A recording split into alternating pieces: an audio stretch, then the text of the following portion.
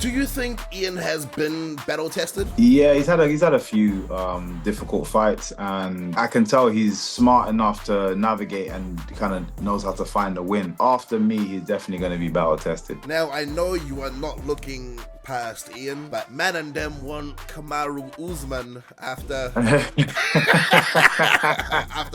after Ian. Why Kamaru? So you've got the likes of Madalena and Shavkat. Them guys are gonna probably face off. You know, it was Belal Muhammad. They're fighting. Usman's just chilling there. So I'm saying he's ranked #1 as well. Obviously, massive respect to him for what he's done in his career, what he's still doing in his career. But he's just sat at the top, and I'm like, well, where would I go next? David Adesanya here, your uncrowned 145-pound champion, here with the man who finally made his UFC debut. He had a dominant performance. Not only did he silence the big mouth, he also silenced a lot of his critics. I am so happy for him, Mr. Michael Venum Page. How are you, Yeah, I'm good, bro. I'm good. How you doing, though? I haven't seen you in a minute. Yeah, not bad. I've been getting some training and, fucking we got... Yeah, you know what? I see that. I like it. So, how are you? Yeah, no, I can't complain, man. I'm good. Just eagerly now. That was like the last couple of weeks always drags. So I'm just eager to just get in there, obviously make my way, and then get in there and beat this guy up. That's it. Yeah, it's 11 p.m. over in the UK, and you said you're a bit of a night owl. Just so that people can learn more about MVP, what type of night owl are you? Night owls are a bit different. What do you like to do when it comes to late hours like this? To be fair, it's just more time would just be like watching shows, or yeah, for I think the most time it's still like wind down. Like I'm not really like out and about, but I just struggle to sleep. Or because a lot of times, like after, if I had a hard training session, I'll come back and just conk out straight away. So then I wake up at this kind of time, and then I'm just awake for a few hours. But then my timings vary. Sometimes I have like a great night's sleep, and then sometimes I'm just like up all night. So just up and down. There's been a lot of chaos on your card. I don't know what's going on. Hope it's not cursed and whatnot for your sake, but how have you handled everything from your point of view? To be fair, like I just try and focus on myself. Obviously, I can hear in the background because especially when you're in the gym, when you get to the gym, people are kind of updating me on what's going on. But for the most part, as long as I'm good and my opponent, I ain't hearing anything bad, negative about my opponent. So it's all Thunderbirds are go for us. So everything else, but I see what you mean. Like I've been seeing it constantly chopping, changing, injuries, this, that, back and forth. But yeah. For me, as long as it doesn't affect me, I don't mind. Let's backtrack a little because it's always special when a fighter of your status and caliber makes, their highly anticipated UFC debut and it goes well by you securing the victory. Let's talk about the performance a little bit. How many times have you watched the fight back? Uh, Probably like twice, 3 times maybe. I think I watched it once the following day because I like to hear the commentary and what the whole show. Obviously, want to see the walk-in from a different perspective. So watched it straight after the fight. I think I watched it a couple of times again since. And obviously you see clips that come up online and so on and so forth, but that's not quite watching the whole fight. But yeah, probably about 3 times. And what were your thoughts on the fight in general? Like I'm always quite heavily critical of myself, and just feel like there was moments during the fight that I could have done a little bit more, applied a little bit more pressure just to try and get a finish on a guy that hasn't been finished. Like I genuinely believe I can do it. So from that perspective, I feel like I could have done a little bit more. But in general, for UFC debut, I think that was a great start. And like as you said in the beginning, closed a lot of people's mouths, man. So that was the most important thing. Did you hear him tell his coaches he's a lot faster than we thought in between rounds? No. It's only when I was watching it back that we saw that, and I just found it funny. Yeah. But that's why I do like. I can't say I'm a fan of Kevin Holland. I do like how he is because he just spits it straight. Like he's not. There's no bullshit around him. Even during the round, he'll say it as it is. So it was just funny to see. But Yeah, nah. Obviously, when I'm back in my corner, I'm just focusing on what my coaches are asking me to do, not to do, so on and so forth. Were you like an avid embedded watcher before your debut? Would you watch the stuff that UFC would put out on YouTube? It depends on if it's a A fight big like fight? like I'm really, yeah, if it's a big fight or something I'm into. Like I'm not into it. Like some of my friends are way more into it than I am. But if it's a certain fight, I've watched Adesanya before, so I see you guys. I see you guys. You I was guys are my asking that bros, so that's because different. I was asking that because when it's finally you and it's your fight week and you're the one signing the posters, you're the one doing the Yeah. media. How did that feel from watching it and then it's finally your turn? Yeah, it's weird. I think it was a bit of a surreal feeling because I've seen it like from the outside for so long. But at the same time, in terms of the things that we were doing throughout the week, it was very similar to what I've already been doing. It's a similar, very similar step by step, as it seems to be the format that shows seem to have. There was just a lot more of it in the UFC. So there's way more media. There's way more steps that we needed to take and stuff, but in a good way because they're so much more professional. They're so much more organized. There's so many people on the ground that's helping. Everyone's willing to help and get you to the right place. So yeah, although it's a lot more, there's next to no stress because everything's near enough done for you and you're just guided through, and that's exactly the way I like it. I can just focus on the fight. You've had big moments, ultra viral moments in your career. Where would you rank having a successful UFC debut? I'd say about, I don't know, six, because I've like I said, I've done like as you say, I've done a lot of viral stuff, and I think I needed that knockout for it to be right at the top. Although there was spectacular moments to showcase, but that finish is what everybody craves, and this Yeah. is equally that I crave for that as well. So I'm looking for that this fight. Just a couple more questions on that because it is still a big moment for you and your journey and your career. Even though you didn't get the finish, it was still a dominant performance. But how long did the buzz of the W last for? How was the buzz, by the way? Yeah, no, you know what it is for me. I'm such a chill character that I get my energy more from the people around me, my family, my friends, and because they're so hyped for it, that's where I kind of draw it. For me, I'm just doing something I love. I know I can do it. I know I'm good at it. I know I'm good at my job. I know in my head I'm like I know I'm gonna go in there and do. I'm not over, excited about it. Usually fight days when I'm most excited, or like especially after I've just made weight actually. So I say day before, after I've just made weight, I'm like, all right, cool, that's out the way. And then you can start hydrating, you start feeling good, and you're like, yeah, like one more sleep, and I'm ready to, you know what I mean? So that's when I really get excited. And again, everybody around me, my family's wild, man. Like the family, I think you've got it as well. You got a big family.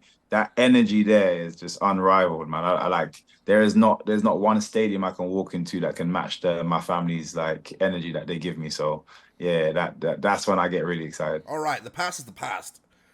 I know you were laser focused on the task at hand in Ian Garry.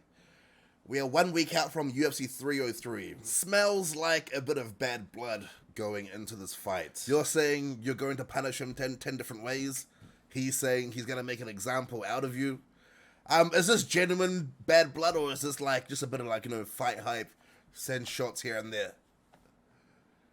Yeah, now for me, it's just a little bit of fun, like a little bit of banter, a little back and forth. I know he's the kind of guy that usually bites to those kind of things, and I like it. You know what I mean?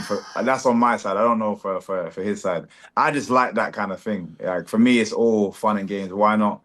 We stress ourselves out in the gym enough. I just want to make every other aspect of what I'm doing as enjoyable as possible. So I love to be creative and, you know, make fun memes or funny videos or whatever it is and have like little back and forth. Again, I think it's good for the fans as well.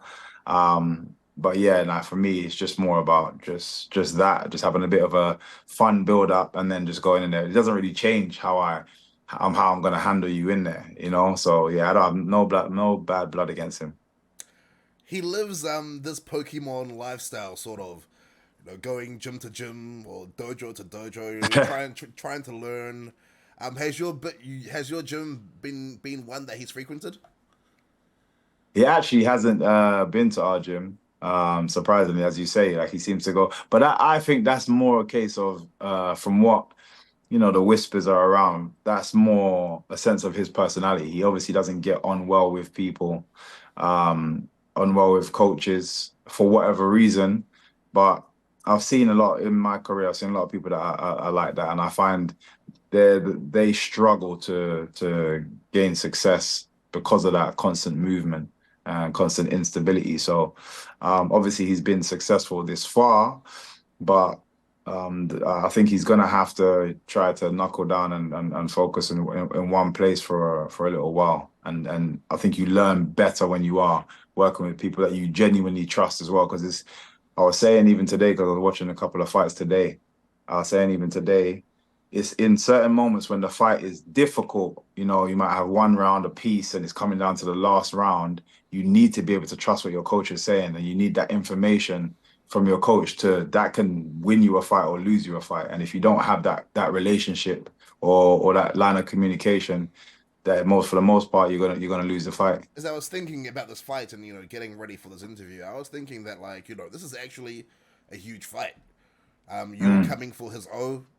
He's coming to spoil your UFC plans. Yeah, I'm super excited about this. I feel like it's going to be unreal. Do you think Ian has been battle tested? He's not a fast finisher. He's had some close 3 rounders. Do you think he's a UFC prospect, but he's been putting in work, putting in work? I haven't really followed his career massively. Obviously, now being or actually just before I got signed and I was thinking about different people to fight, I kind of skimmed through a few things that he's done. Um, yeah, he's had a few difficult fights, and seems to have. I can tell he's smart enough to navigate and kind of knows how to find a win. The last fight of his was a close fight, and arguably he could have lost that fight. But I think that's just part of the game. Anything can happen. I think he did land some of the bigger shots, especially with the knees and stuff. But yeah, after me, he's definitely going to be battle tested. I like that. Now, I know you are not looking past Ian, but it is nice to take a peek around the corner sometimes. And you've called your shot. Man and them want Kamaru Usman after after Ian. Why Kamaru? Nah, it's not even that. I'm trying to think about, as you say, peek around the corner and think about what the future, like what in the future makes sense.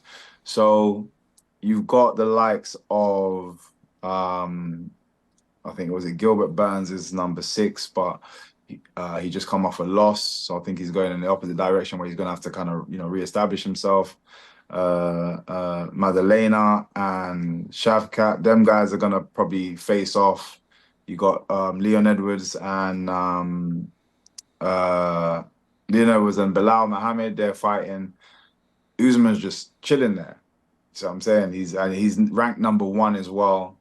Obviously, massive respect to him for what he's done in his career, what he's still doing in his career.